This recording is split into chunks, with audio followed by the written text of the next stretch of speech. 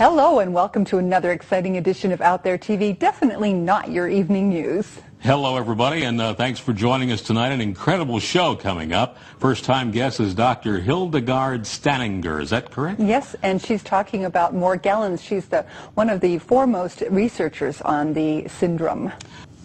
Dr. Hildegarde Staninger is a doctor of integrative medicine and one of the leading international scientists in the field of industrial toxicology. Wow, Dr. Staninger is also one of a few scientists actively investigating what's become known as Morgellons syndrome, and joins us tonight with some incredible findings. Welcome, Dr. Staninger.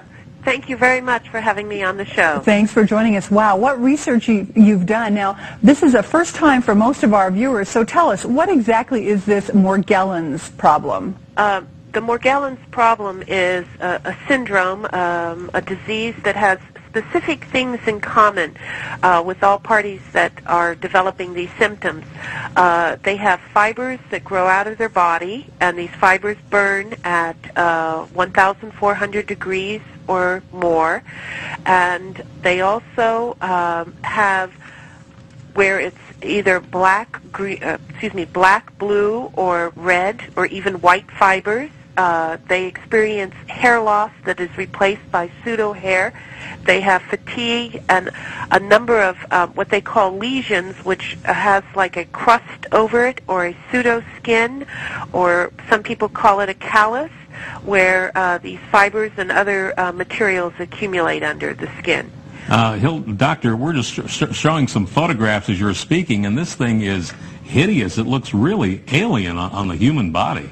Well, it is a true foreign invader, meaning a foreign invader is something that comes into the body and is not recognized by the body and attacks the body's defense mechanism. And in this case, the materials which were identified at the end of the study, which was under Project FM, we found that it was made of a polyester, two-part polyester compound with other organic compounds, and it basically was like two plastic straws within itself. Wow. With a silicone head. Okay, you had something on the website that was a golden head. What is that in relation to? Now the golden head, which was identified in the very beginning, we went in stages. Let me just explain what the stages were. The first set of tests that were done, which were using toxicological pathology methods, which were done by a colleague of mine, Dr. Rahim Karju, and myself, and identified what was the physical nature of prepared slides that were sent to us by a person that was diagnosed with Morgellons, and also was sent to us by the hospital in New Hampshire.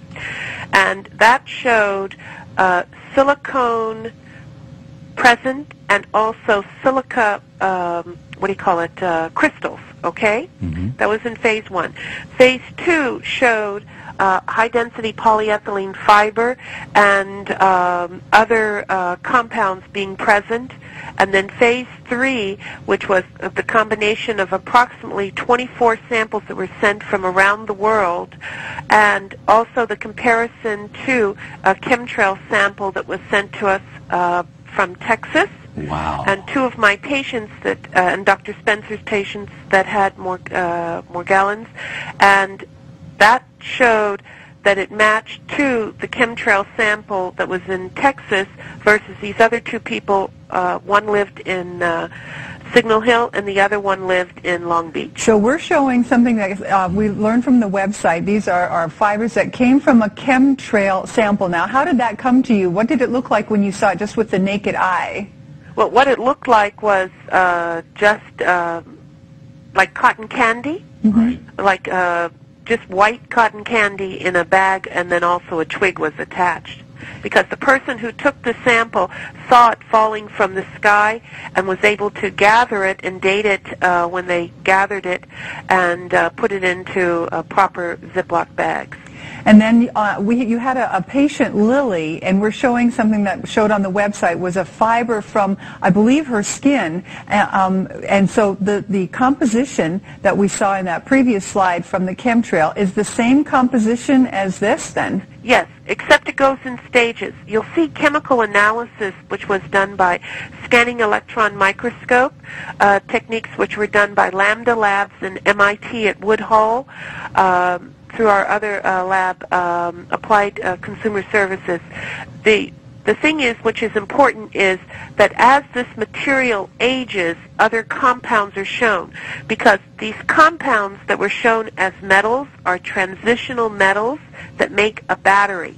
Thus, the compounds use the cells to make its own battery, where they have a silicone or a gel in between the cells that allow it to be like suffocated or held within. Each one of the patients that Dr.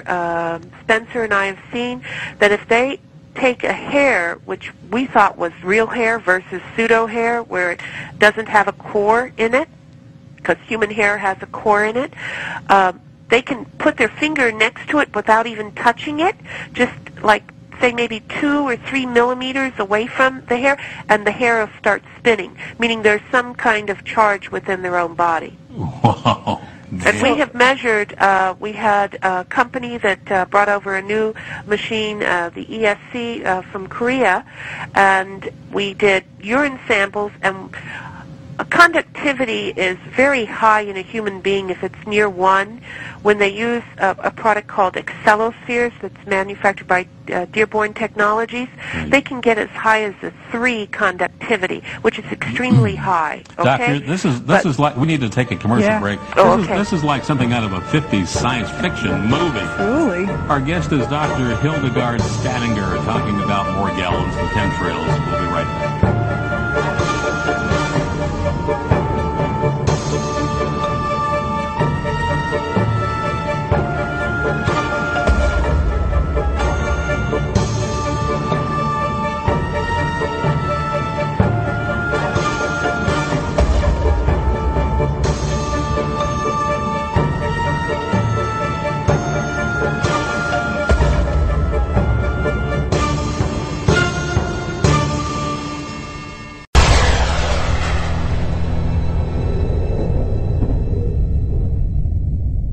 They're trying to call me. Oh, sorry. We got somebody on the line there. Oh, okay. They were there. Hi, Doctor. Okay. Yeah, we were thinking that there's no one there because I didn't hear a commercial. Oh, yeah, just took a little bit of a break. Now, listen, when we left, there was we were talking about electrical conductivity, and let's go back a little bit and make sure we understand this. Right. These fibers, they are somehow electrically charged? No. They come in nanoparticles. We didn't even go there yet. Oh, okay. And those particles make up what they call an array, meaning they go in a straight line and they connect. Mm-hmm. And you can see them on the early pictures, which were on like the silicone pictures, and they connect and make a fiber. Okay, I don't think we have a picture of that, but I'll try with the one here. Okay, but I'll review that. Yeah. Okay, what I was saying earlier in reference to transitional metals and the conductivity. Transitional metals are metals that make up charges, being iron, sulfur, etc., and phosphorus. But in these patients, they had high metals that were transitional, and what happens is there is a particle, which is called a nanoparticle, which connects together to make a nanoarray in some shape, usually in a straight line, and that makes into the fiber. And that was shown in earlier pictures that Dr. Carjou took, where you could see there was an association between the particles connecting together. Okay. Doctor, this may be a ridiculous question, but the chemical analysis of these fibers, is it earthly or is it extraterrestrial? No. What I found was earthly, meaning when these nanoparticles come into the body, and they could become as smart dust or straight particles, what happens is it has some kind of nanoparticle which is called a nano assembler, meaning it uses body materials to make its network of fibers.